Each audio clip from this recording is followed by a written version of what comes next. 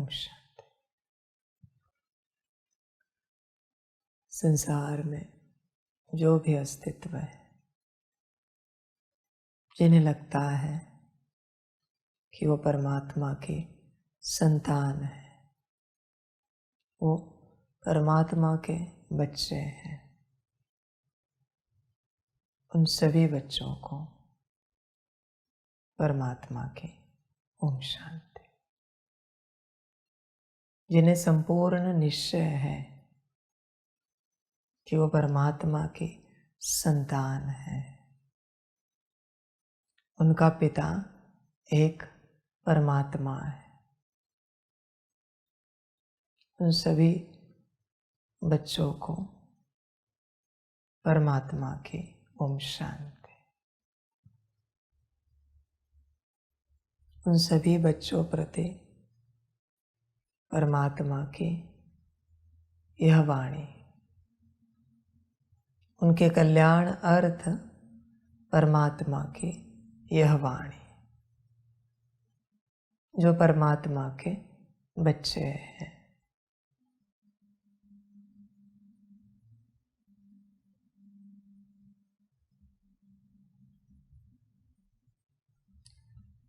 सभी बच्चों को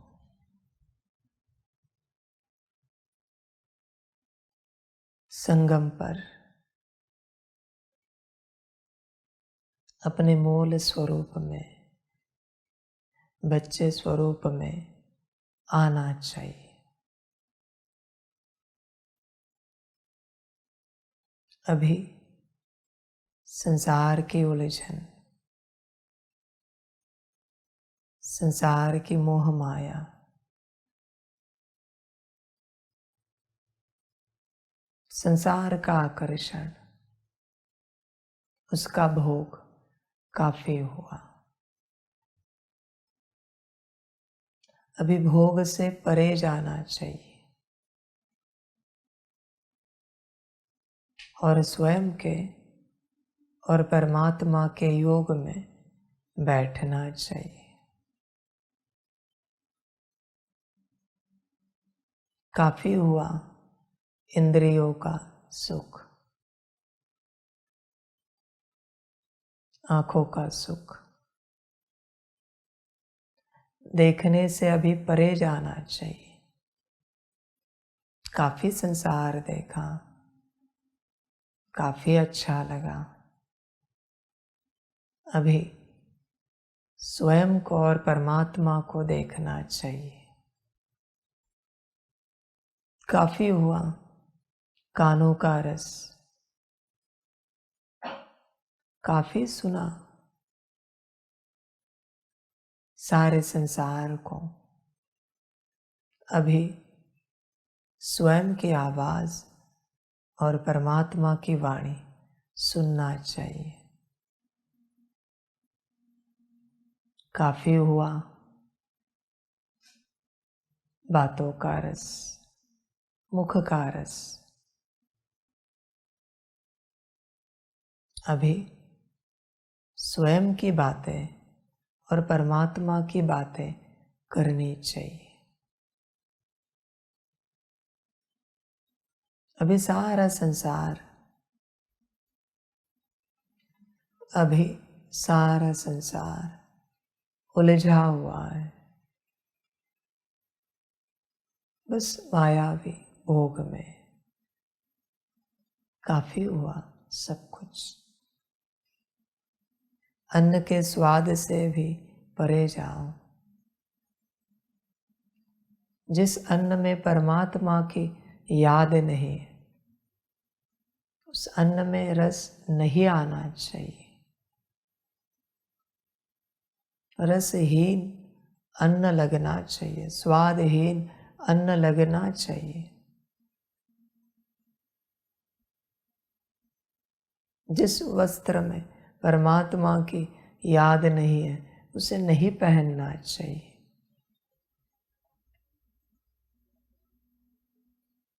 जिस घर में, जिस व्यवस्था में परमात्मा की याद नहीं है, वहाँ नहीं ठहरना चाहिए। वो व्यवस्था नहीं लेनी चाहिए। अभी समेटने का समय है। अपनी कर्मेंद्रियों को समेटो। जो मायावश होकर संसार में संसार भोग के लिए भाग रही है, उनसे परे आओ। उसमें नहीं रहो। भोग कभी समाप्त नहीं होता। वो माया है। माया कोई अस्तित्व नहीं है।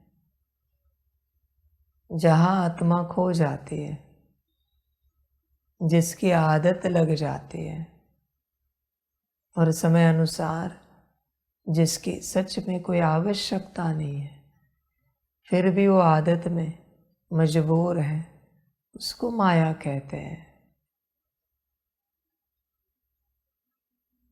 ना चाहते हुए भी आज मनुष्य आत्माएं कितनी बार अपना फोन देखती रहती हैं। पहले एक समय था, टाइम पास के लिए सब खेलने जाते थे।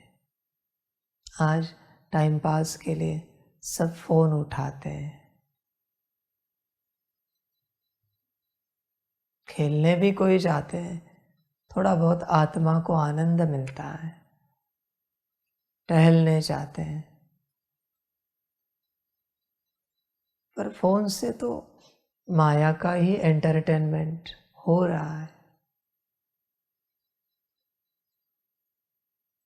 जो नेचुरल था, भगवान ने रचा हुआ, वापस उस जीवन में आओ, फिर अपने में आ सकोगे। जो आर्टिफिशियल है, इंसान ने रचा हुआ, उसमें नहीं रहो। वो विनाश कर देगा। लास्ट टाइम भी कहा था शायद कि जो गॉड मेड है, नेचुरल, उसका परिवर्तन होगा। जो आर्टिफिशियल है, मैन मेड, उसका विनाश होगा। ऐसी यात्राएं है। इसलिए कुछ भी ऐसा मायावी संस्कार होगा तो उसको विनाश करने बगैर कोई उपाय नहीं है। जब इस संसार में इंटरनेट बंद हो जाएगा, तब बहुत से अस्तित्व फोन छोड़ देंगे, लैपटॉप, कंप्यूटर छोड़ देंगे। जैसे वो मूवी है डे विदाउट इलेक्ट्रिसिटी, ऐसी बात है।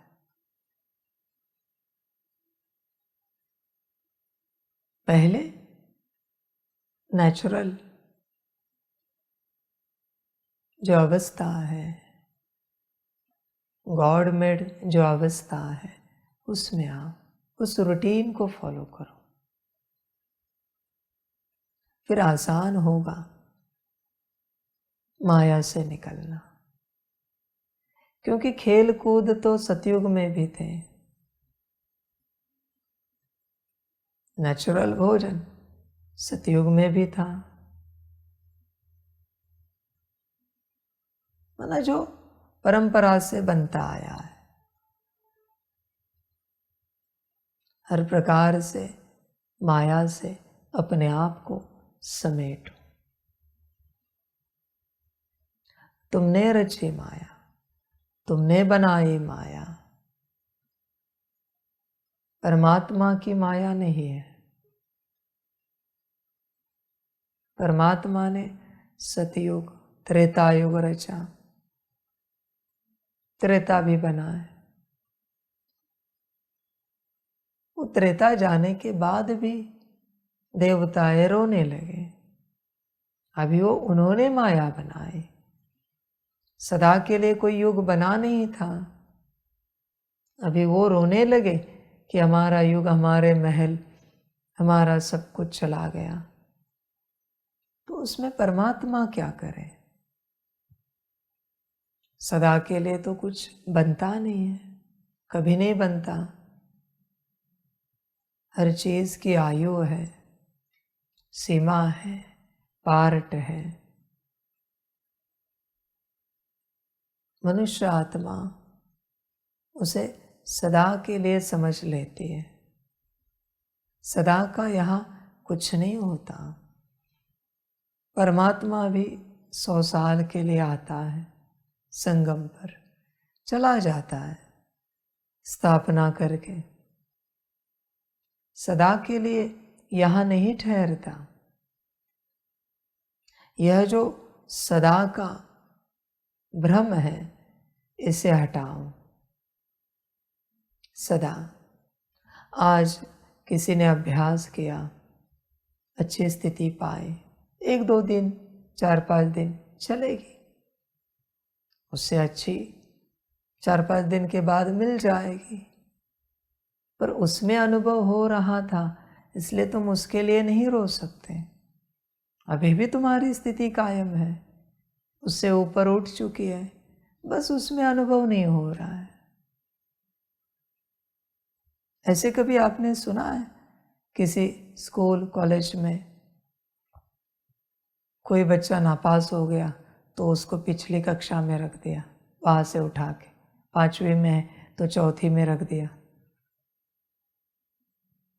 7वीं में नापास हुआ तो 6ठी में रखा, 10वीं में नापास हुआ तो 9वीं में रखा।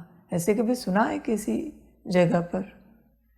नापास हुआ तो वही ठहरता है, बस कक्षा नहीं बदली है, पर ज्ञान तो मिला है 10वीं का, ज्ञान तो सारा मिला है, अनुभव तो सारे हैं, प्रैक्टिकल, परीक्षाओं के, लैब के।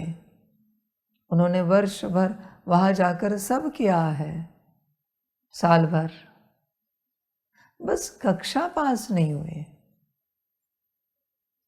तो आज जो आत्मिक स्थिति का, योग का, सकाश का अनुभव है, 4 दिन के बाद कुछ नहीं हो रहा है, इसका अर्थ ये नहीं कि पुराना चला गया, पुराना अंदर ही है। बस अभी जो नया ज्ञान उठाया है, उससे संबंधित जो ऊंचा अनुभव है, वो उस प्रकार से नहीं हो रहा है जैसे तुम सोच रहे हो। इसलिए हर आत्मा आगे बढ़ रही है, थोड़ा थोड़ा थोड़ा थोड़ा करते। अनुभव के पीछे नहीं लगना चाहिए।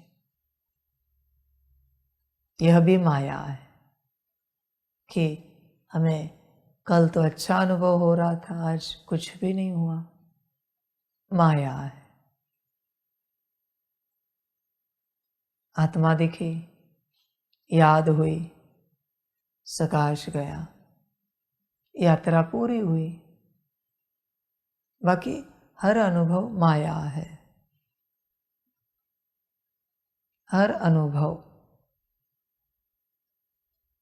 क्योंकि बार बार तुम उसी की आशा करोगे। वो भोजन अच्छा था, इसमें वो मजा नहीं। वो मजा कैसे आएगा? ये अलग भोजन है। वो मजा तो उसमें है। वो घर अच्छा था, इस घर में वो मजा नहीं। वो घर अलग है, ये घर अलग है। यह सब सुंदर है, सब बहुत अच्छा है। बस मनुष्य आत्मा की जो माया है, जहाँ उसे आनंद आता है, वो आनंद वो हर बात में खोजने की चेष्टा करता है। ये माया है। हर बात में वही आनंद नहीं मिल सकता। नहीं आ सकता। क्रिकेट में जो आनंद है वो फुटबॉल में नहीं हो सकता। फुटबॉल में जो है वो हॉकी में नहीं आ सकता। सारे खेल नहीं हो सकता, पॉसिबल नहीं है। और आप यही चाहते हो कि उसका आनंद इसमें आए। यह नहीं हो सकता, यह माया है। यह जो चाहना है, इच्छा है, यही वह माया है। वरना आनंद तो हर जगह है, हर बात में है। बस उन्नति देखनी है, आगे कितना बढ़े उसे देखना है। पहले मेरी स्थिति ऐसी थी, अभी कैसी हुई है। पहले मेरा भाव ऐसा था, अभी कैसा हुआ है। पहले मेरी वृत्ति ऐसे थी, वाइब्रेशंस ऐसे थे, अभी कैसे हुए हैं। यह चेकिंग करनी है सदा। पहले मेरे मन में ऐसे संकल्प चलते थे, अभी कैसे चल रहे, यह देखना है। यही यात्रा है, इसे सीखना है। जैसे स्थूल रूप में ब्राह्मण की संतान, पंडित जी की संतान सीखती है अभिषेक कैसे करना है, जल कैसे चढ़ाना है, भोग कैसे लगाना है। शुरू शुरू में गलतियां होती है छोटी उम्र के अनुसार, पर धीरे धीरे इम्प्रूवमेंट करते जाते हैं कि पूजा पाठ कैसे करनी है, मंत्र कैसे उच्चारना है, फूल फल कैसे चढ़ाने हैं। धीरे धीरे सीखते जाते हैं। कोई मिले तो कैसे नमस्कार करना है, सीखते जाते हैं। यहाँ भी परमात्मा की संतानों को परमात्मा जो सिखा रहा है उसे सीखने पर ध्यान देना चाहिए। वो जो बच्चे वेद पढ़ते, शास्त्र पढ़ते, वो सीखते कैसे पढ़ने, कैसे करना है। हर बात, हर एक्शन वो सीखते जाते हैं। कभी देखना वेद पढ़ते हुए बच्चों को, तो आपको भी सीखना चाहिए। जब परमात्मा कुछ सिखा रहा है, इस प्रकार बैठना है, इस प्रकार मुख होना चाहिए, इस प्रकार मुस्कान होनी चाहिए, इस प्रकार हमारे नयन होने चाहिए, दृष्टि ऐसी रहनी चाहिए, इस प्रकार सुनना है, इस प्रकार किसी को ज्ञान देना है, सुनाना है। ये बाहरी बात है। हमारी बुद्धि यहाँ ही लगनी चाहिए। बार बार कोशिश करके उसको वहाँ ही लगाना चाहिए। उसको कहना चाहिए परमात्मा की आज्ञा है, यहाँ लगना है। आपने कभी देखा है ब्राह्मणों के बच्चे मिलकर कहीं खेल रहे, देखा है किसी ने?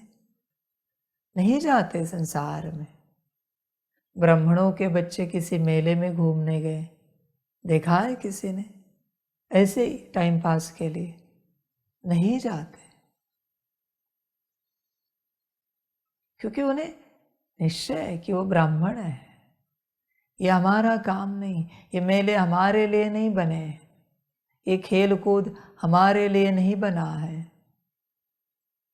हमें जो भगवान ने कर्म दिए हैं वही हमें करने हैं। देखो संसार में नहीं मिलेंगे आपको ब्राह्मणों के बच्चे, सांसारिक बातों में व्यस्त नहीं मिलेंगे। आप भी तो ब्राह्मण हो, संगम युगी। संसार में नहीं उलझ सकते। आप स्वयं बताओ कि अगर वो ब्राह्मण उलझ गए तो क्या होगा? वह ब्राह्मण अगर संसार में उलझ गए, क्या होगा? भक्ति का सत्यानाश हो जाएगा। और संगम युगी ब्राह्मण अगर उलझ गए तो ज्ञान का सत्यानाश हो जाएगा। कभी देखा है? उन्हें बड़े बड़े महलों का शौक होता है, ब्राह्मणों को ऊंचे वस्त्रों का शौक होता है, किसी व्यवस्था में बिजी रहते हैं। कभी गए होंगे ब्राह्मणों के घर में जन्मपत्री दिखाने, मुहूर्त निकालने? कभी देखा है चकाचौंध है? कभी नहीं मिलेगा। उन्हें पता है ये हमारा काम नहीं, चकाचौंध में रहना, माया में रहना। हमें बहुत साधारण रहना है, सिंपल रहना है। कम से कम व्यवस्था लेनी है, जीवन अर्थ। व्यवस्था के पीछे नहीं भागना है। देखो, विचार करो। आज भी पुराने घर हैं उनके, सिंपल, उसी में चलते हैं बहुतों के। वो ब्राह्मण अगर संसार में उलझ गए तो भक्ति का सत्यानाश हो जाएगा, भक्ति समाप्त हो जाएगी। और संगम युगी ब्राह्मण अगर संसार में उलझ गए तो ज्ञान समाप्त हो जाएगा। संगम युगी ब्राह्मणों की बुद्धि संसार की तरफ जानी ही नहीं चाहिए, नहीं जानी चाहिए। उस अस्तित्व का तो सर्वनाश हो जाएगा जिसकी बुद्धि जाएगी, पर उनके द्वारा जिनका कल्याण होना है उनका सत्यानाश हो जाएगा। ब्राह्मणों को, संगम युगी ब्राह्मणों को संसार में उलझना नहीं चाहिए। उनको तपस्या में जीवन को सार्थक करना चाहिए। परमात्मा की आज्ञाओं में, श्रीमत में जीवन को व्यतीत करना चाहिए। समझ है? पर आज सारे संगम युगी ब्राह्मण व्यस्त हो गए, नॉन समर्पित भी और समर्पित भी। अब तक की हिस्ट्री में 1936 से यज्ञ में बहुत बच्चे समर्पित हुए, बहुत बच्चे। तपस्या के लिए कोई समर्पित हुआ क्या इतने वर्षों में? कोई बैच है जिन्हें तपस्या के लिए समर्पित किया गया है? कोई आंकड़ा है? 2, 4, 10, 20, 50, 100? भंडारा संभालने के लिए, मुरली हॉल, ये वो, बहुत कुछ संभालने के लिए सब समर्पित हुए, पर तपस्या के लिए कोई समर्पित हुआ है क्या? किसी ने कराया है क्या? किसी ने कभी कहा है क्या कि मुझे तपस्या के लिए समर्पित होना है? कोई मिला है ऐसा अस्तित्व जिसने कहा हो मुझे तपस्या करने अर्थ समर्पित होना है? विचार करो। सब समर्पित हुए संसार अर्थ, यज्ञ संभालने के लिए, भंडारे संभालने के लिए, सेवाओं को देखने के लिए, संभालने के लिए। वापस संसार बन गया। सेंटर पर ही सही कोई हुआ है क्या? सेंटर पर जितने भी बच्चे, उनमें से 2 बच्चे, उनको तपस्या के लिए समर्पित किया गया है। उनका काम है खाना पीना, शरीर की व्यवस्था देखना, आराम देखना और तपस्या करना। बाकी उनका कोई काम नहीं, बाकी उनकी कोई सेवा नहीं। तपस्या इस सेवा अर्थ कोई समर्पित हुए है क्या? विचार करो। और यज्ञ स्थापित हुआ है तपस्या के लिए, और तपस्या के लिए कोई समर्पित नहीं हुआ है, कोई भी नहीं है। समझ है? जैसे वह वेद पढ़ने के लिए, शास्त्र पढ़ने के लिए समर्पित होते हैं, वैसे यहाँ सिर्फ मुरलियाँ पढ़ने के लिए, वाणियाँ सुनने के लिए कोई समर्पित हुए हैं क्या? वो भी तपस्या में आता है। विचार करो। अगर यही नहीं हुआ है तो क्या स्थापना होगी? संसार अर्थ सब समर्पित हुए हो। आप भी देखो, कोई किसी को करा नहीं सकता, उसका मन होना चाहिए कि हमें तपस्या के लिए समर्पित होना है, हम यज्ञ में समर्पित होना चाहते हैं, पर हमारा एक ही संकल्प है, समर्पण के पीछे तपस्या। समझ है? कोई सकाश के लिए समर्पित हुआ है क्या? कोई याद के लिए समर्पित हुआ है क्या? कोई सिर्फ विश्व कल्याण के लिए समर्पित हुआ है क्या? विचार करो ध्यान पूर्वक, किसके लिए समर्पित हुए हैं? समझ है? सारे बस संसार संसार संसार, यह संभालना है, वह संभालना है, वो सब आप ही का मन है। आपको ही यज्ञ में से कुछ संभालना है, इसलिए आपको सेवा दी जाती है। आपको अपने आप को नहीं संभालना है, याद को, तपस्या को नहीं संभालना है, कुछ संभालना है। आपको ही यज्ञ में किसी का इंचार्ज बनना है, हेड बनना है।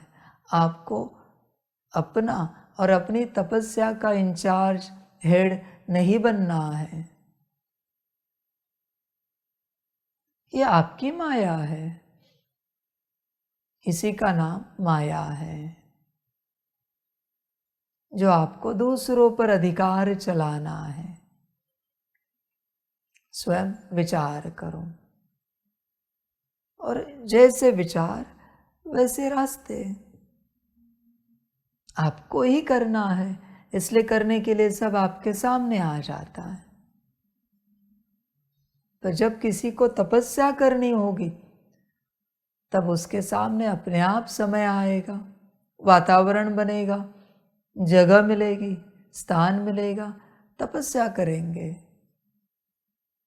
पर आपको ही अगर ऐसे चलना है तो परमात्मा भी क्या करे?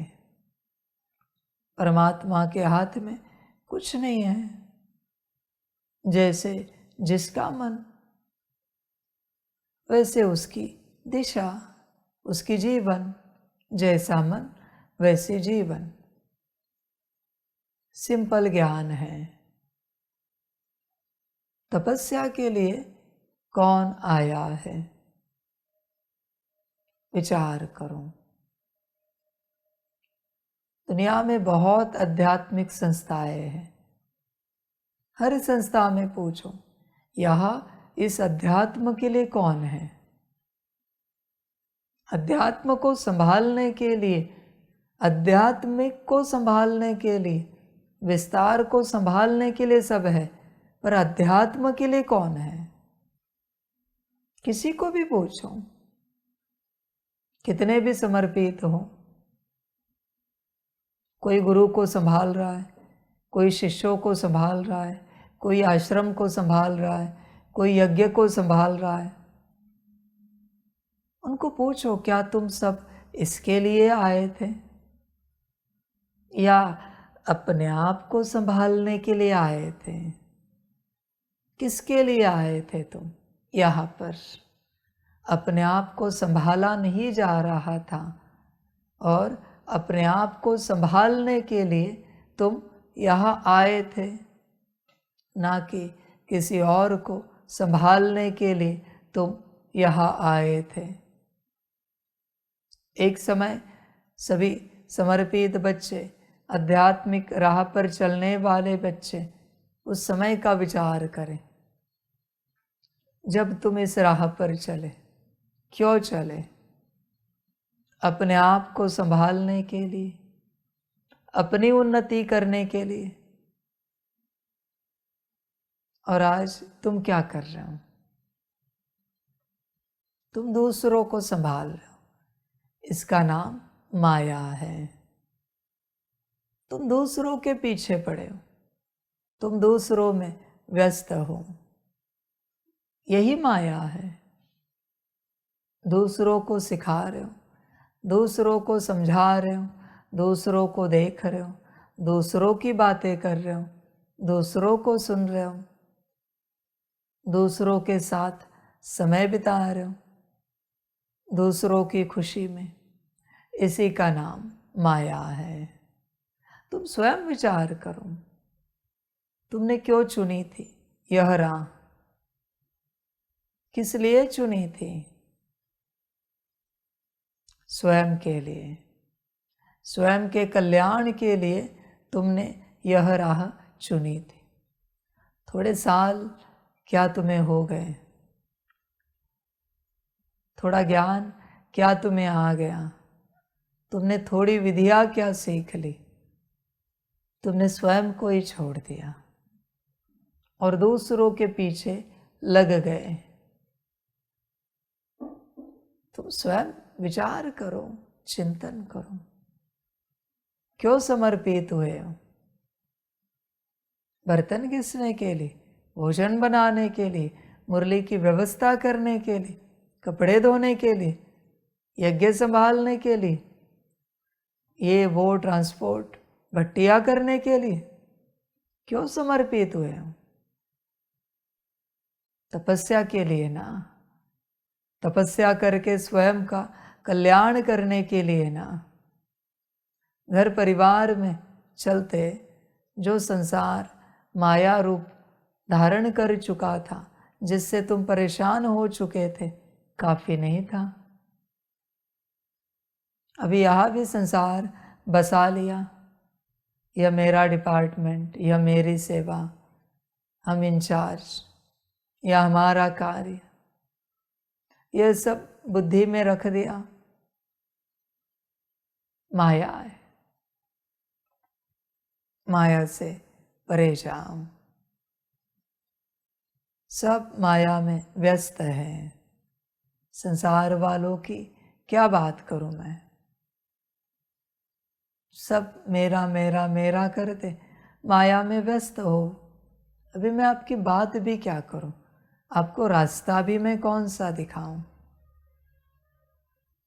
जब तक आपने किया हुआ वायदा पूरा नहीं करते, परमात्मा से किया हुआ वायदा कि जब आप आएंगे तो हम सब छोड़कर आपके साथ चलेंगे, जब तक यह वायदा कोई आत्मा पूरा नहीं करती, तब तक उसे आत्मज्ञान, ब्रह्म ज्ञान, परमात्मा ज्ञान उपलब्ध नहीं हो सकता। ब्रह्म ज्ञान माना ईथर का ज्ञान, उसमें माया का ज्ञान भी आ जाता है। आप ही ने वायदा किया था।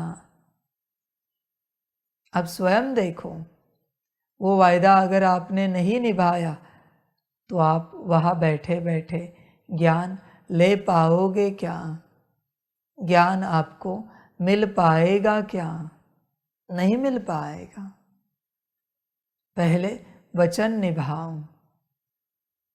परमात्मा को जो वचन आपने दिया था वो निभाओ, फिर ही परमात्मा का ज्ञान उठा पाएंगे। फिर कल्याण हो पाएगा। सारा संसार माया में उलझा है, हर कोई भटक गया है अपनी राह से। न सिर्फ आध्यात्मिक बल्कि सभी भटक गए हैं।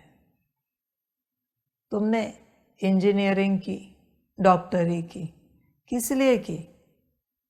दुनिया की सेवा करने के लिए ना। आज तुम उससे पैसे कमाने लगे हो। तुम जो भी बने, तुम्हारा जो भी प्रोफेशन था, सेवा अर्थ था ना। उससे उदर निर्वाह अर्थ परमात्मा देने वाला था, पर तुमने सब किया ही है।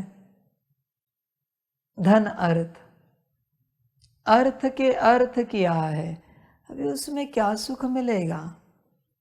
आज सारे संसार में जितने भी प्रोफेशन है, उसमें से सेवा अर्थ कुछ भी नहीं बचा है।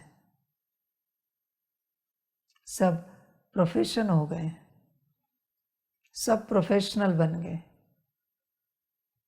हर बिरादरी सेवा के लिए थी, पर आज सेवा पर किसी का ध्यान नहीं है। किसी को कहो आप जन्म भर सेवा करो,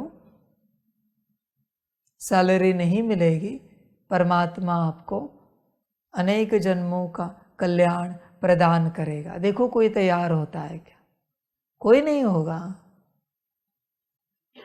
सब कहेंगे नहीं, हमें यहाँ चाहिए, जो चाहिए यहाँ चाहिए। सैलरी नहीं है, कैसे सेवा करें? सेवा अर्थ कोई नहीं कर रहा है।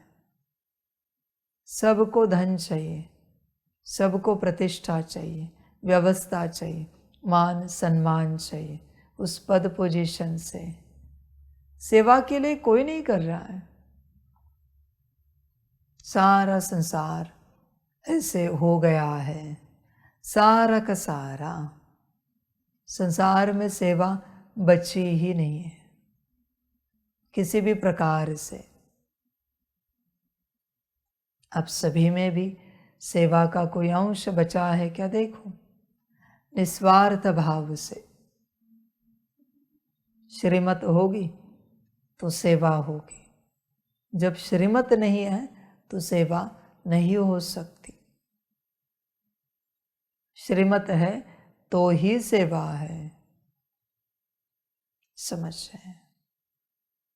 जितनी भी कलाएं हैं संसार में, आज हर कला में कोई किताब नहीं, पर ताली तो चाहिए, वाह वाह तो चाहिए।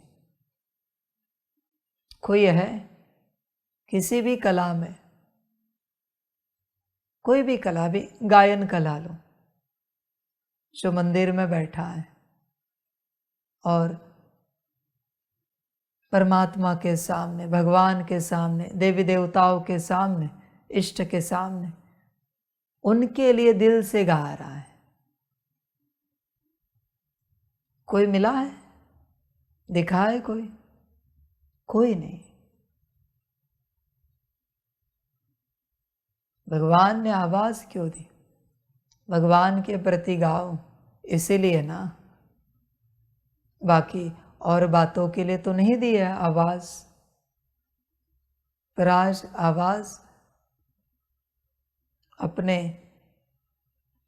मान सम्मान के प्रति निकल रही है। हर बात, हर बात, हर कार्य, हर प्रोफेशन में, हर कला में यही हो चुका है। कोई नृत्य कला सीखते हैं, किसी को देखा है जो अकेले में मंदिर गए, शिव मंदिर गए और नटराज के सामने नृत्य कर रहे हैं? उसके प्रति कोई नहीं देखने वाला, उसके लिए कर रहे हैं, कोई नहीं। सारी कलाएं ऐसी हो गई अभी।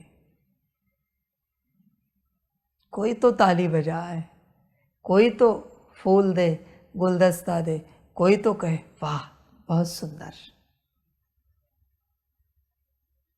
सब बना था सेवार्थ, पर आज सबका व्यापार बिजनेस हो गया, सब अपने प्रति लगाया जा रहा है सब कुछ। कितनी कलाओं का उदाहरण लो, कितने प्रोफेशन का उदाहरण लो, सब ऐसे ही हो गया है। अभी समझ, आज कोई भोजन बनाता है इस हिसाब से नहीं कि खाने वाले संतुष्ट हो जाए, नहीं, वो कहे वाह दाल बहुत अच्छे बने, नहीं नहीं वो तो बाबा ने बनाए, आपने बहुत अच्छे बनाए, नहीं बाबा ने बनाए हो, उसे चाहिए बाबा। यही माया है, हर किसी को बाबा चाहिए, हर किसी को। जो कोई कर्म करता है, अब सभी भी जो कोई सेवा करते हो, बस सभी मिलकर जाओ और उसके उस सेवा की वाह करो। देखो अंश मात्र दिखेगा, कहीं ना कहीं मिलेगा, उसको चाहिए। दिल से ये नहीं कहेगा बाबा, नहीं, अंश मात्र कहीं ना कहीं होगा, बाबा चाहिए, हमारा नाम चाहिए। यही माया है। बर्तन धोने वाले के पास भी जाकर को बहुत सुंदर बर्तन धोए आप, बहुत अच्छे से, देखना तुरंत उनकी स्थिति।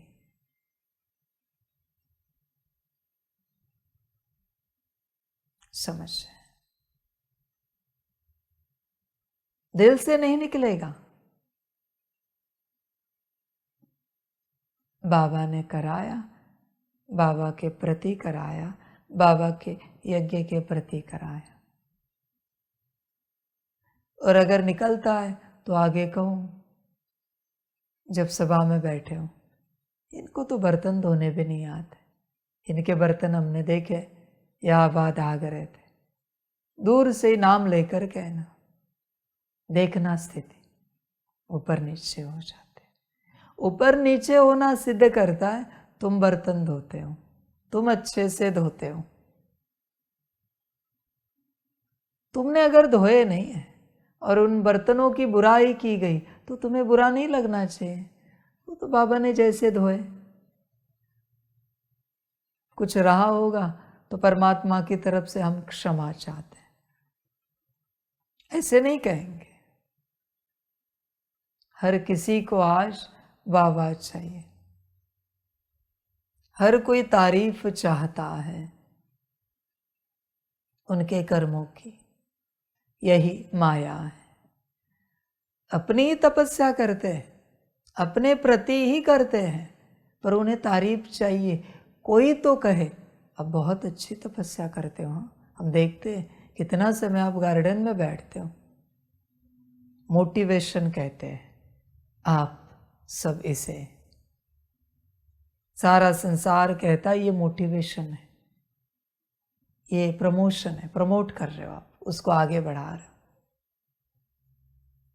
माया है। तुम तपस्या कर रहे हो, अपने कल्याण अर्थ कर रहे हो, और कोई आके तुम्हारी वाह करे, बहुत अच्छे से तपस्या करते हो रोज, हम देखते हैं आपको कितना देर तक गार्डन में बैठते हो, यहाँ बैठते हो, वहाँ बैठते हो। क्यों चाहिए ये सब, किस लिए चाहिए? दूसरे कहे, दूसरे वाह करे, और उसके बाद तुम और उमंग उत्साह में आ जाओ। ये माया है। तुम्हें तुम्हारा कल्याण समझ में नहीं आता। तुम क्या चाहते हो?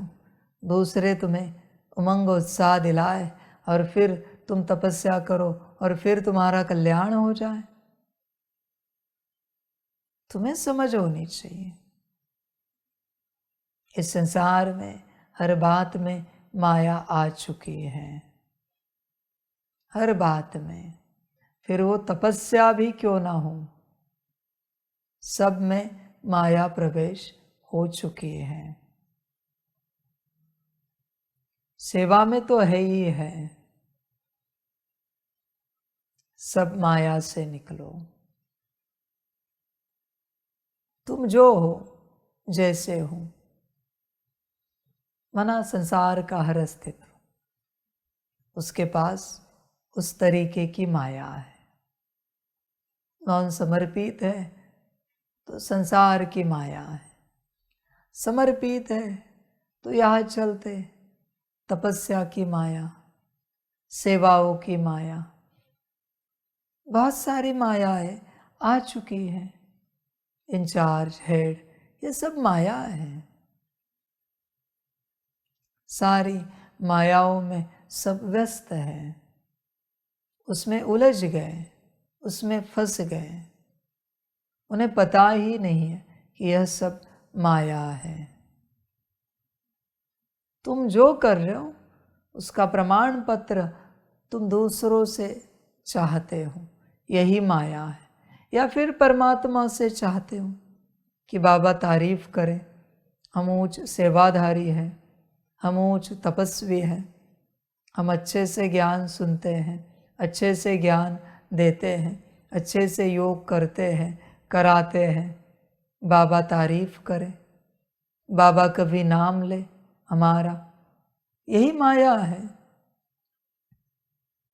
जो चाहना है ना, हम जो कुछ कर रहे हैं उसका नाम दूसरे ले, उसकी वाह वाह दूसरे करें, इसका नाम माया है। समझ है?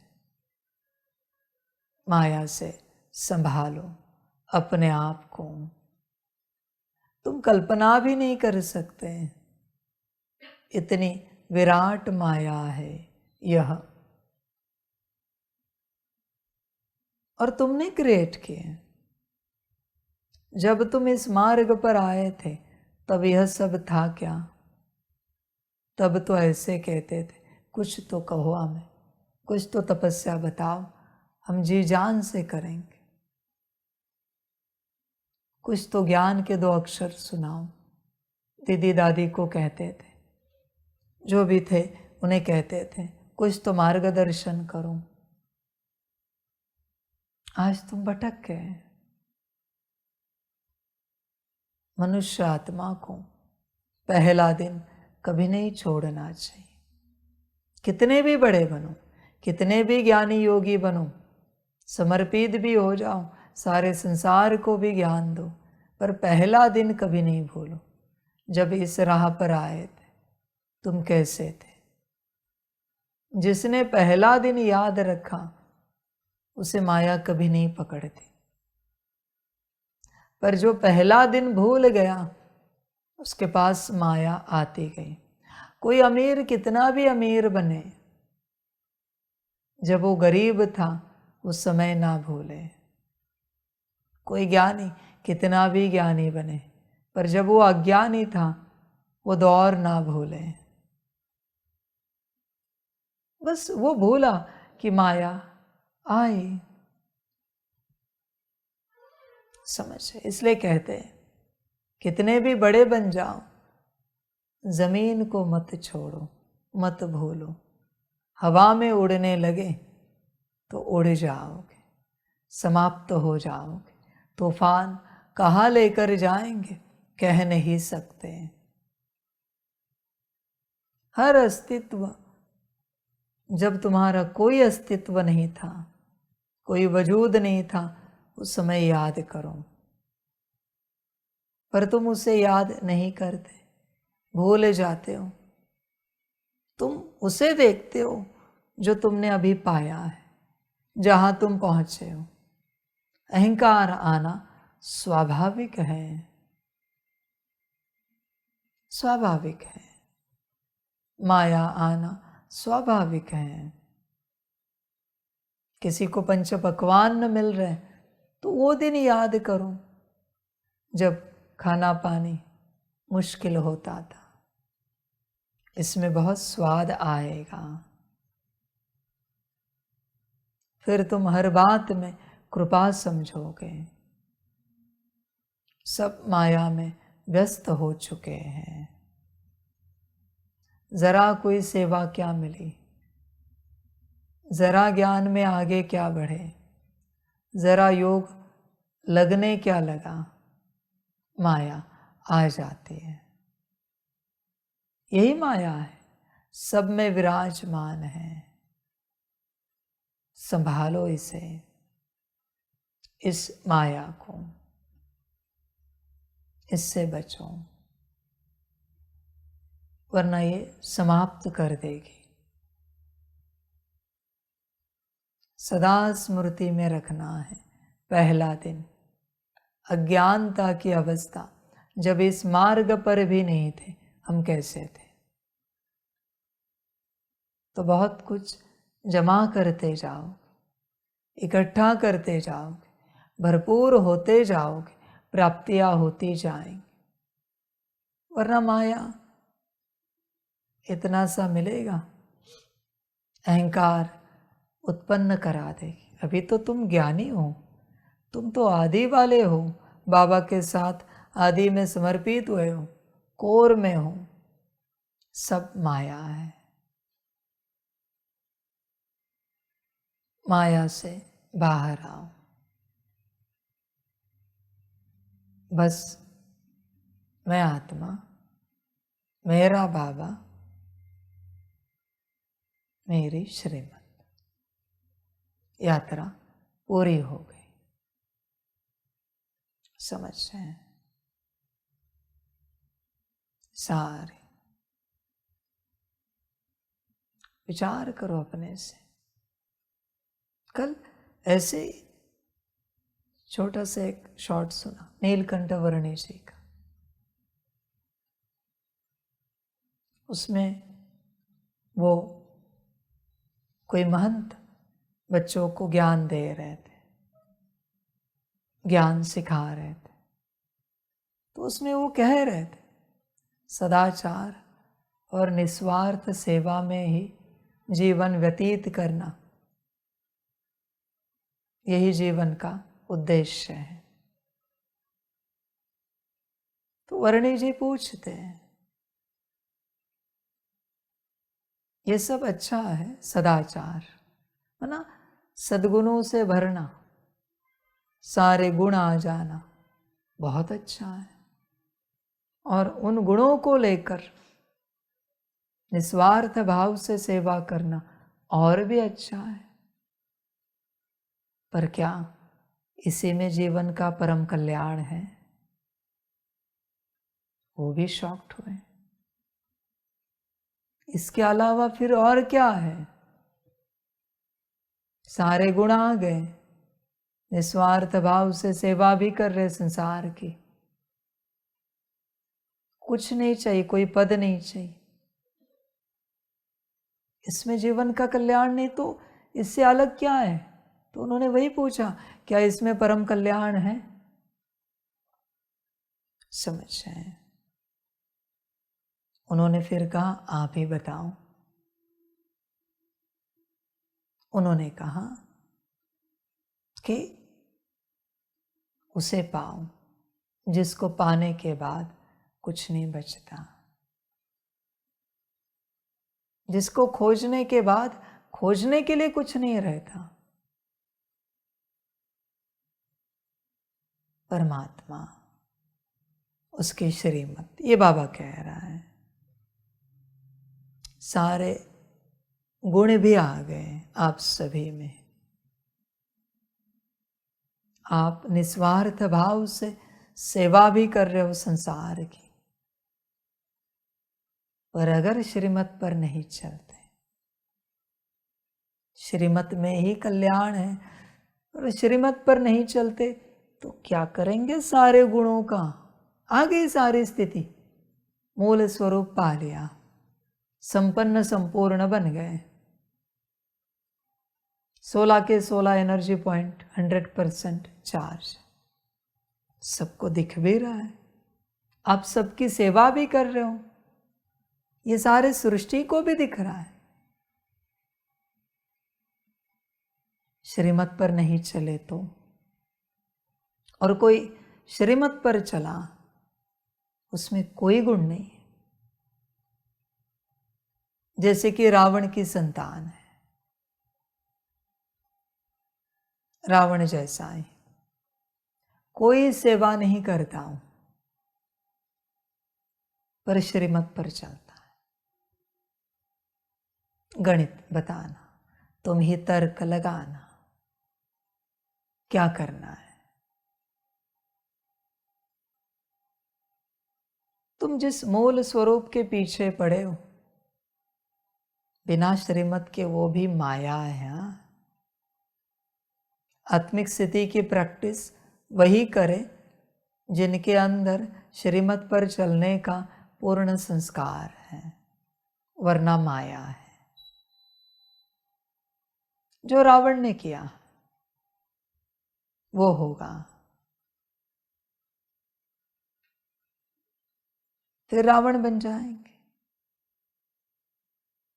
याद का संस्कार अच्छा है, याद की प्रैक्टिस अच्छी है, लेकिन याद भी किन्हीं को करना चाहिए जिनके अंदर श्रीमत का संस्कार है।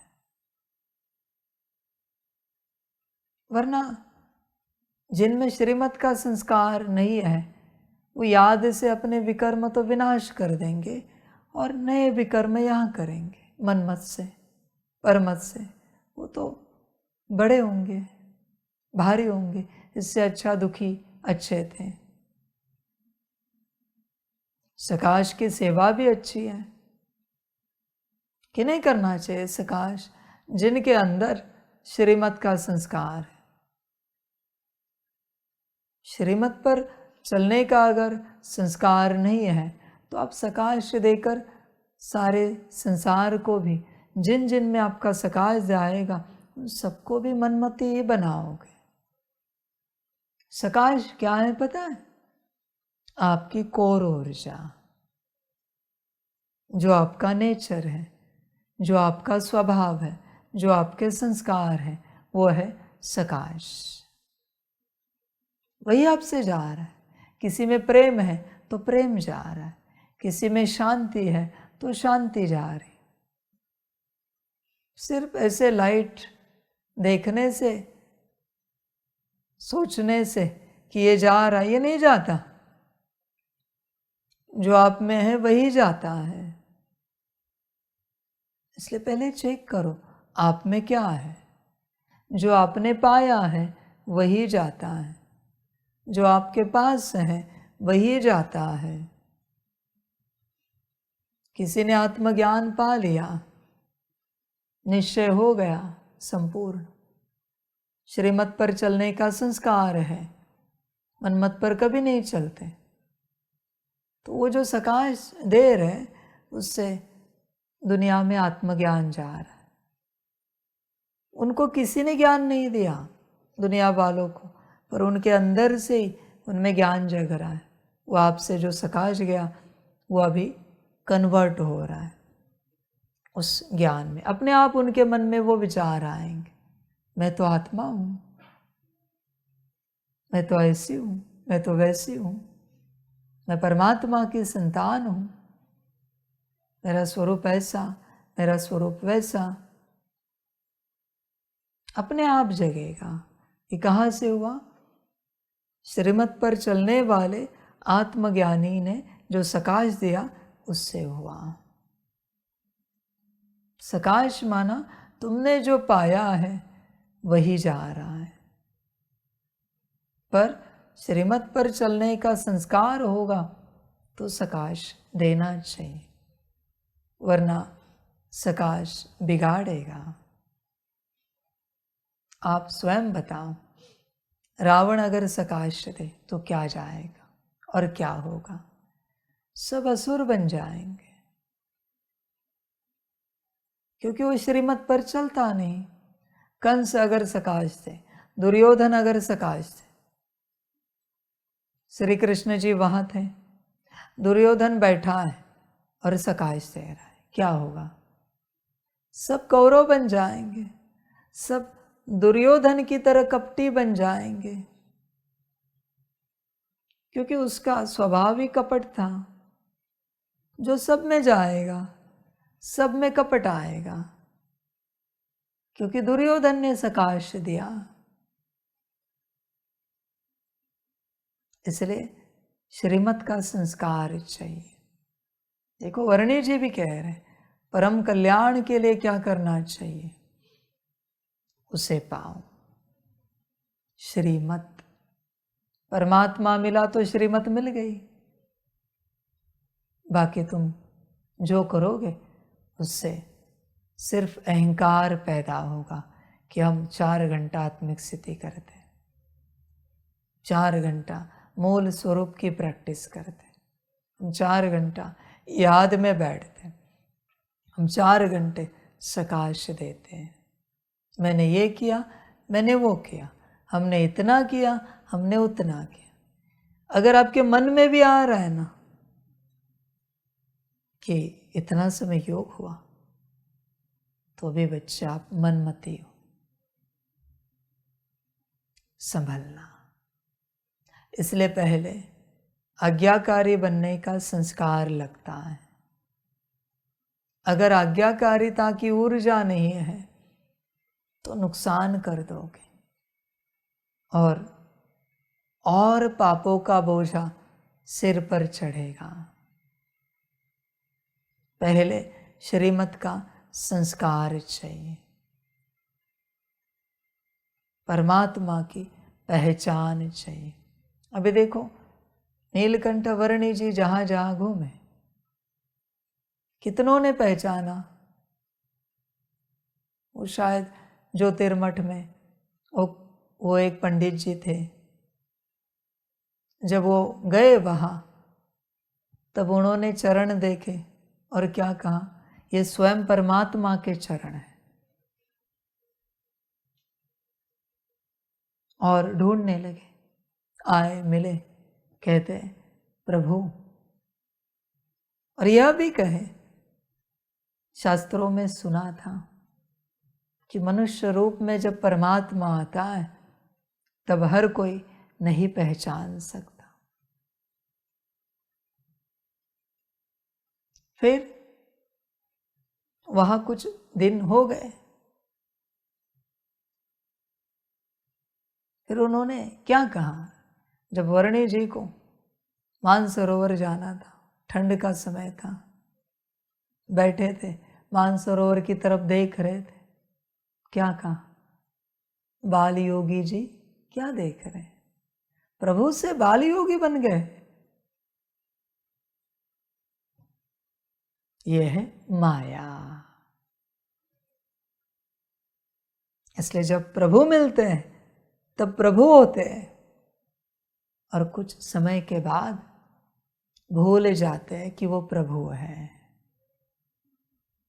ऐसी माया होती है। अब सब याद करो जब बाबा पहली बार मिला था, और अभी की माया को देखो, विचार करो, समझ जाए। ठंड का समय था, वो कह रहे थे ठंड के समय में मानसरोवर जाने के लिए सोचना भी नहीं, वो ठंड मार देगी। किसको कह रहे हो? बाल योगी को या प्रभु को? प्रभु है तो कह नहीं पाओगे। प्रभु भूल गया है, इसलिए उपदेश करने लगे। प्रभु इस शब्द के आगे कुछ निकल पाएगा क्या? उपदेश। ऐसी माया है। इसलिए जिनका भाग्य होता है मनुष्य तन में परमात्मा जब आए और उसे पहचाने, जिनका भाग्य होता है वो पहचान लेते हैं, पर समझने का भाग्य सबके पास नहीं होता। समझे तो भी अंत तक इसी समझ में चलने का भाग्य सबके पास नहीं होता। समझे चले इसी समझ में, तो भी इस समझ को कायम रखकर श्रीमत पर चलने का भाग्य सबका नहीं होता। बहुत कोटों में कोई निकलेगा। बाबा कहते हैं ना, कऊ में भी कऊ। बाबा कहने से कुछ नहीं होता। क्या पहचाना है, क्या समझा है, क्या समझ 24 घंटे की है, क्या श्रीमत पर चलते हैं। विचार करो, समझ। अभी यह डायमंड हॉल में 1 सेकंड के लिए बाबा को मिले, दृष्टि ले। अभी तो 24 घंटे बाबा यहाँ। यह है माया। शायद फिर 1 सेकंड का ही परमात्मा भाग्य था कि 1 सेकंड के लिए परमात्मा समझे, बाकी नहीं है शायद। क्यों, मैं वही नहीं हूं क्या अभी? बल्कि मैंने मेरा रूप और खोल दिया है। वह तो बाप दादा के रूप में था, यह पूर्ण रूप में मैंने खोल दिया है मैं कौन हूं। समझ, सबका यह भाग्य नहीं होता। आप सब चेक करना आपका कितना भाग्य है। सबके पास सब भाग्य नहीं होता। आप अपना अपना भाग्य देखो। यह पॉसिबल नहीं है कि सब समझें। 24 घंटे। मैं कभी नीचे चक्कर लगाने के लिए आता हूं, कभी देखते होंगे मुझे 2-4 दिन से। किस किस को लगा कि परमात्मा आया? हाथ उठाओ। हर वक्त मैं परमात्मा ही हूं ना, हर वक्त। देखो, अभी तुम ये नहीं कर सकते कि आज मैं आऊं चक्कर लगाने और तुम सोचो परमात्मा आया।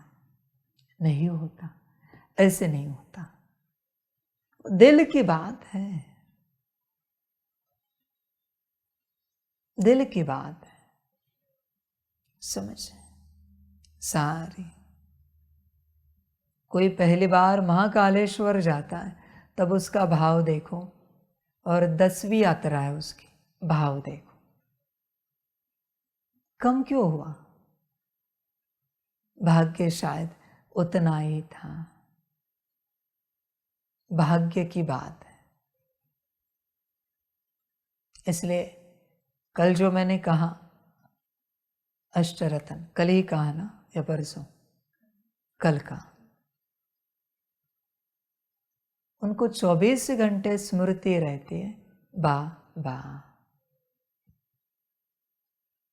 परमात्मा, शिव बाबा, परम पिता। यही ऊंच अवस्था पाने का आधार है। तुम्हें कितना समय स्मृति रहती है निराकार आकार साकार को देखकर, परमात्मा। इसी से सब कुछ होगा। सब कुछ इसी में है बच्चे। इसलिए वर्णी जी को भी सभी नहीं पहचान पाए। वो तुम्हारा अपना भाग्य। अभी वो उनके साथ एक शिष्य चला, उमंग उत्साह में जोश में चला। उसको भी वैराग्य होता था, घर में रहते, चल पड़ा। फिर बीच रास्ते क्या हुआ? मोह की माया आई। कहा कि पता नहीं परिवार वाले कैसे होंगे, मुझे उनकी याद आ रही। उन्होंने कहा आप जा सकते हैं। समझ, देखो किसका भाग्य है। आप देखो अपना भाग्य है क्या। देखो जब जब स्मृति है, परमात्मा है, माया आ सकेगी, गलती होगी, मन मत चलेगी। और जब स्मृति नहीं है, आप परमात्मा को भी उपदेश करेंगे, परमात्मा को भी राय देंगे। बस यही माया है और यही विराट पाप हो रहे हैं। स्मृति नहीं है ना, भट्टी में बच्चे आते हैं, स्मृति नहीं है इसलिए मुझसे सवाल पूछते हैं, मुझे कुछ कहते हैं।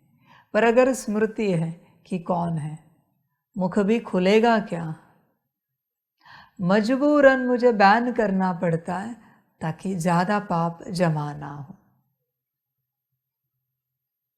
मैं उनके अपराध के लिए बैन नहीं कर रहा हूँ, उन्हें बस बैन इसलिए कर रहा हूँ कि खामखा ज़्यादा अपराध जमा ना हो। क्योंकि परमात्मा के प्रति किए गए जो बातें वही अपराध होते हैं सबसे बड़े, बाकी तो छोटे मोटे पाप होते हैं, वो तो परमात्मा की याद से चुकतू हो जाएंगे। पर परमात्मा के प्रति जो अपराध घटित हुआ है उसको कैसे चुकतू करेंगे? उसे भुगतना ही पड़ता है और मैं नहीं चाहता कि कोई भुगते। देखो बच्चे, माया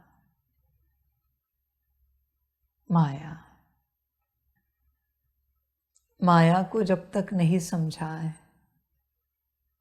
कुछ समझ में नहीं आएगा, क्योंकि मायावश हो। श्रीमत ही उपाय है, बिना श्रीमत के अपराध ही घटित होते जाएंगे, बिना श्रीमत के। समझे सारी महाभारत क्यों हुआ, कोई बता सकते हैं? क्यों हुआ? मनमत, और क्या है? ऐसा कौन सा अपराध हुआ जिसके कारण महाभारत हुआ?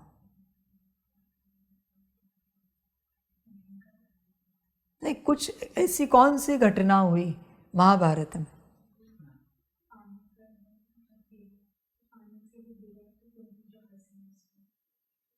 वो जो हंसे पानी में जब दुर्योधन गिरे,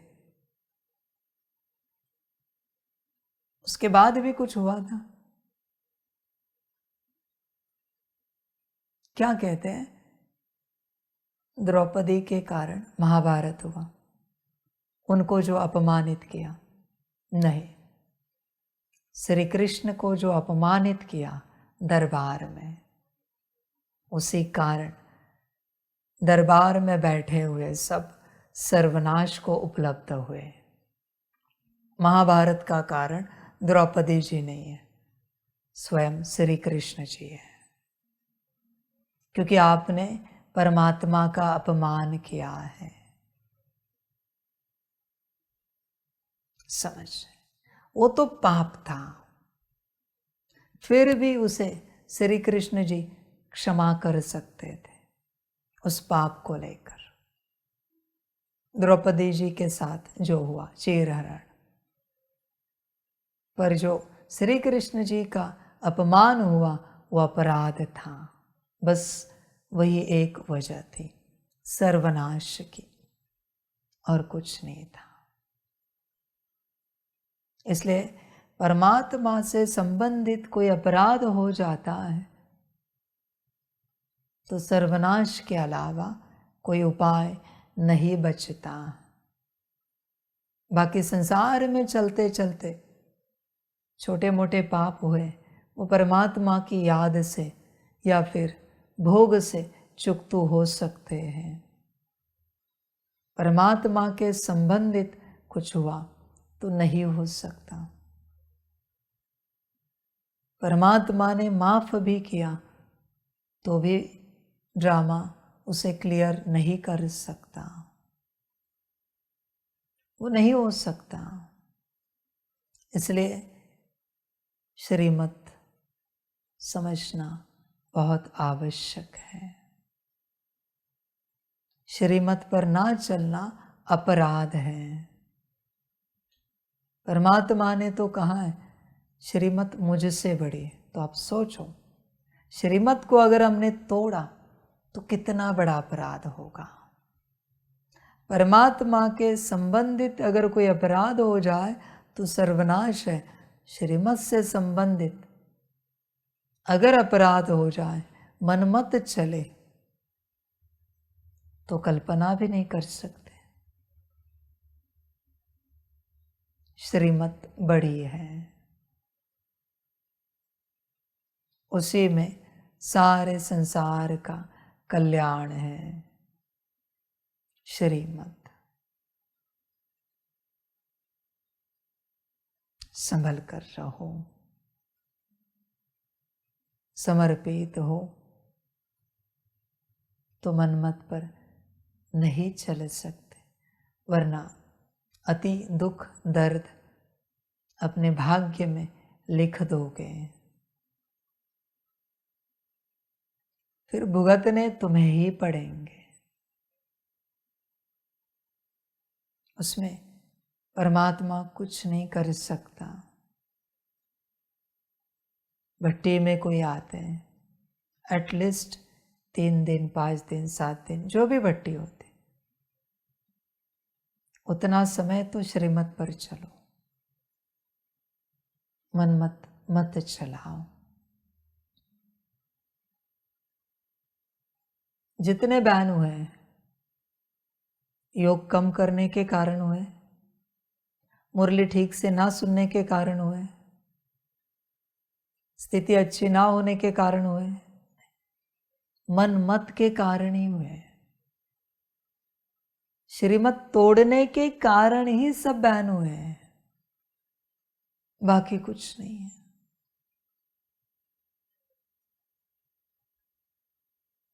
किसी का योग कम हुआ, किसी का पुरुषार्थ कम हुआ, बाबा कुछ नहीं कहता, पर श्रीमत टूटी कि बैन कर देता है। समझ बाबा कहता है ना, भट्टी में आने वाले यहाँ इन केस कोई इमरजेंसी, कोई आवश्यकता जब तक ना हो तब तक कोई बात कर ही नहीं सकते, और बाबा से तो बिल्कुल नहीं कर सकते, अलाउड ही नहीं है।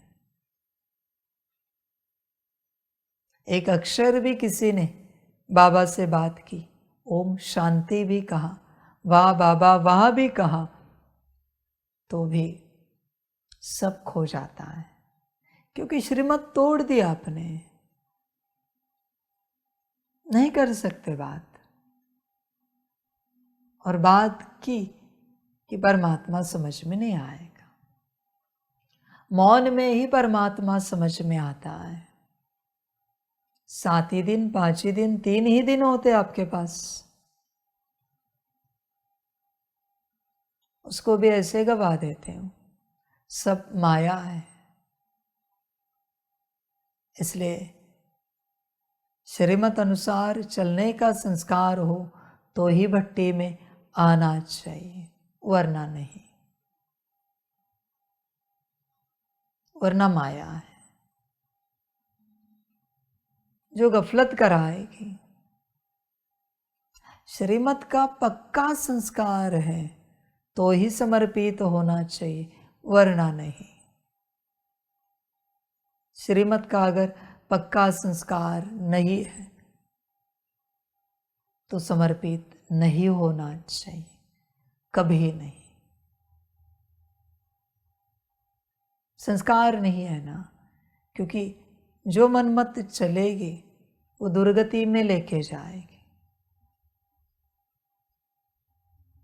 समर्पित बच्चे ध्यान में रखना, आपके पूरे जीवन काल में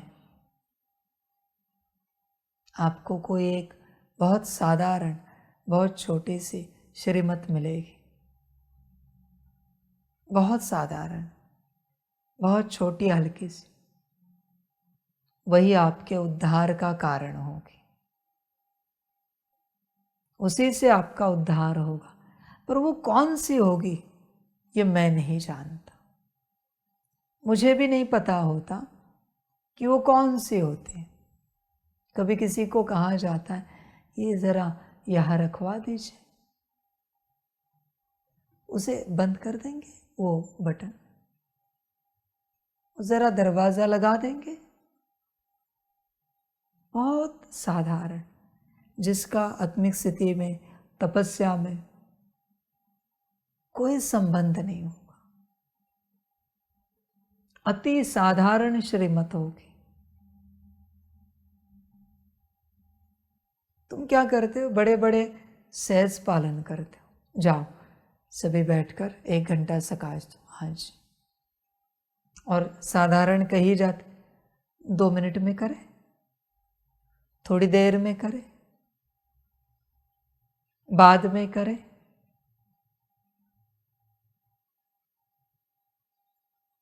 ध्यान में रखना ये बात, अति साधारण श्रीमत होगी जिससे उद्धार हो जाएगा। फिर कोई बच्चा कहे नहीं, किसी की छूट गई हो तो धर्मराज बताएगा, देखो ये छूटी है आपकी। वो तो बाबा चलाता है समर्पित को, पर उद्धार की एक ही श्रीमत होती है। इसलिए श्रीमत नहीं छोड़ सकते, श्रीमत समझ सारी। इसलिए श्रीमत को समझने की चेष्टा मत करो, बस हाँ जी और पालन तत्क्षण, तभी बच्चे कल्याण होगा, वरना नहीं। इसलिए समर्पित होने से पहले आज्ञाकारिता का, श्रीमत पर चलने का संस्कार पक्का करना चाहिए। श्रीमत, वंदे की कहानी याद है ना, उसको राज्य से बाहर जाना था, श्रीमत तो मिली थी कि दीवार पकड़ते पकड़ते जाओ, पर जब दरवाजा आया तभी सिर में खुजली आए, पीठ में खुजली आए। ऐसे होता है, श्रीमत में ही कल्याण है। जितने श्रीमत इकट्ठा होते जाएंगे उतना बड़ा कल्याण होता जाएगा। और ऐसे श्रीमत इकट्ठा होते होते होते एक श्रीमत का आंकड़ा है, उतने श्रीमत जमा होने के बाद ऐसे बैठे बैठे आपको परमात्मा नजर आएगा स्पष्ट रूप से। जैसे उसके लिए भी एक कहानी, वो वर्णी जी में केदारनाथ पहुंचे तो वहां के एक पंडित थे, वो कहते थे मुझे साक्षात इनमें श्री विष्णु भगवान दिख रहे हैं। बाकी पूछ रहे कहाँ, इनमें दिख रहे, आप भी दर्शन करो। उनको क्यों दिख रहे थे? क्योंकि श्रीमत आज्ञाएं उतनी इकट्ठा हुई थी भगवान की। यही तन है, भगवान दिखेगा, परमात्मा दिखेगा स्पष्ट रूप से, पर उसके लिए श्रीमत चाहिए उतने। जैसे श्रीमत इकट्ठा होते जाते हैं सब स्पष्ट होता जाता है, सब कुछ, सारा चित्र क्लियर होता है। हर आत्मा भी स्पष्ट होगी, ये कौन सी महान आत्माएं हैं, आपको सब स्पष्ट होगा। ये स्थान भी स्पष्ट होगा। ये कौन सा महान स्थान है जहाँ परमात्मा बैठा है, परमात्मा भी स्पष्ट होगा। सब श्रीमत के आधार से, जितने ज़्यादा श्रीमत उतनी सहज आत्मिक स्थिति, जितने ज़्यादा श्रीमत उतना सहज योग, जितने ज़्यादा श्रीमत उतना सहज सकाश, जितने ज़्यादा श्रीमत उतना सहज क्लीनिंग चार्जिंग सकाश, संपन्नता संपूर्णता। श्रीमत का खेल है। जितनी ज़्यादा दिल से आज्ञाओं को इकट्ठा करेंगे उतना सब स्पष्ट होता जाएगा, सहज होता जाएगा। श्रीमत से ही माया निकलेगी। जितने ज़्यादा श्रीमत इकट्ठा करेंगे उतनी माया निकलेगी, पुरुषार्थ से नहीं निकलती। श्रीमत से ही माया निकलती है। आप स्वयं माया से भी पूछ सकते हो कि आपकी मुक्ति किस में है, आत्मिक स्थिति में, याद में, सकाश में है क्या? वो बताएगी। श्रीमत में ही उसकी मुक्ति है। कल भी कहा ना, 108 श्रीमत जमा करने के बाद वो अपना सिंहासन छोड़ देती है। समझ श्रीमत इसलिए समर्पित तो होते हैं श्रीमत इकट्ठा करने के लिए। जिसके पास जितने ज़्यादा श्रीमत, वो उतना ज़्यादा विश्व कल्याण का कार्य करेगा। विश्व कल्याण का कार्य ज्ञान योग से नहीं होता, श्रीमत से होता है। कोई कितना भी ज्ञानी हो विश्व कल्याण नहीं कर सकता, और कोई कितना भी अज्ञानी हो पर उसके पास विराट श्रीमत जमा है, विश्व कल्याण निश्चित रूप से हो जाएगा। सब श्रीमत का खेल है। समझ वो दादी जी ने सुनाया ना, एक रील था, उसमें कहा है उन्होंने कि वो माँ अपने बच्चे को कहती है, बच्चे तेरा काम है बस अल्लाह को राजी रखना, बाकी इस संसार में कोई राजी नहीं हो सकता, हम किसी को राजी नहीं कर सकते। माँ अपने बच्चे को सिखाती, मुस्लिम होते हैं इस्लाम वाले, कि तू बस अल्लाह को राजी रख, अल्लाह जो कह रहा है करता जा, बाकी यहाँ किसी को राजी रखने के चक्कर में ना लग। देखो कितना ज्ञान है, कितनी समझ है। और बाकी सारा संसार एक दूसरे को राजी रखने में लगा हुआ है। ब्रह्मा बाप ने किसको राजी रखा? शिव बाप को, न परिवार को, न समाज को, न गांव को, न संबंधियों को। शिव बाप को राजी रखना है। राजी रखने का उपाय एक ही है, वो जो कहे वो करो। यह ज्ञान होता है। शिष्य को भी यही समझना चाहिए, बस अपने गुरु को राजी रखना है। यह ज्ञान जिसे मिला उसका कल्याण हुआ। बस किसे राजी रखना है यह समझ में आया, जीवन सुंदर होती है, वरना जीवन बिगड़ जाती है। समझ सारी। और ये राजी रखने का सूत्र है, वो बस परमात्मा तक सीमित नहीं है। बच्चे हो तो माता पिता को राजी रखना है, पत्नी हो तो पति को भी राजी रखना है।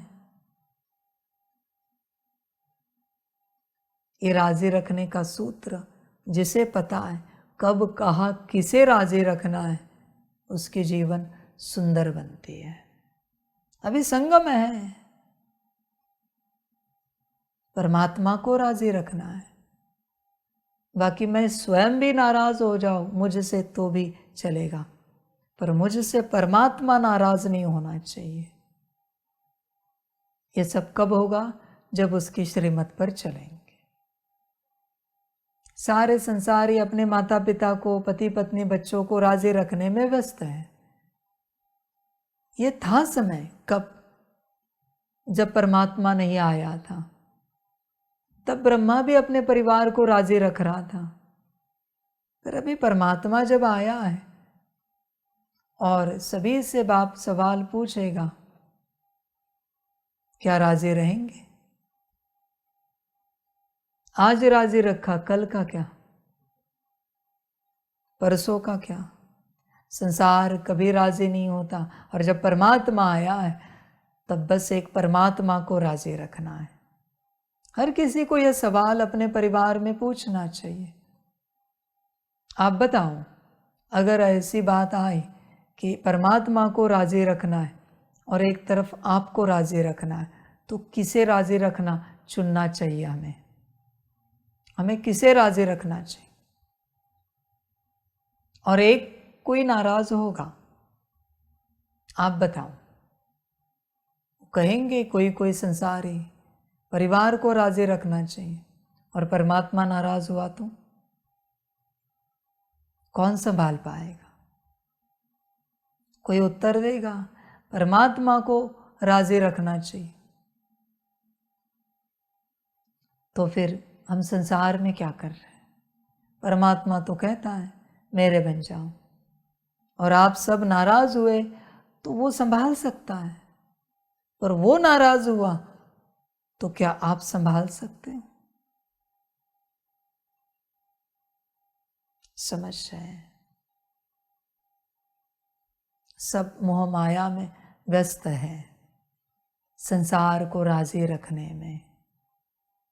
सबका अपना ड्रामा,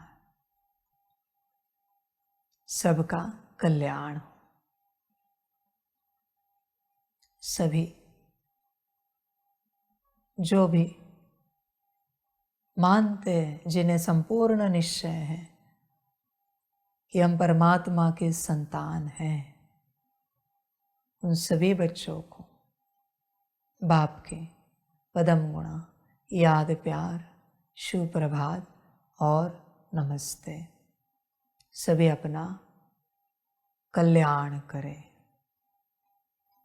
हम रूहानी बच्चों की रूहानी माता पिता बाप दादा को पदम गुणा पदम की भी पदम पदम पदम गुणा, याद, प्यार, शिव प्रभात और नमस्ते नमस्ते नमस्ते।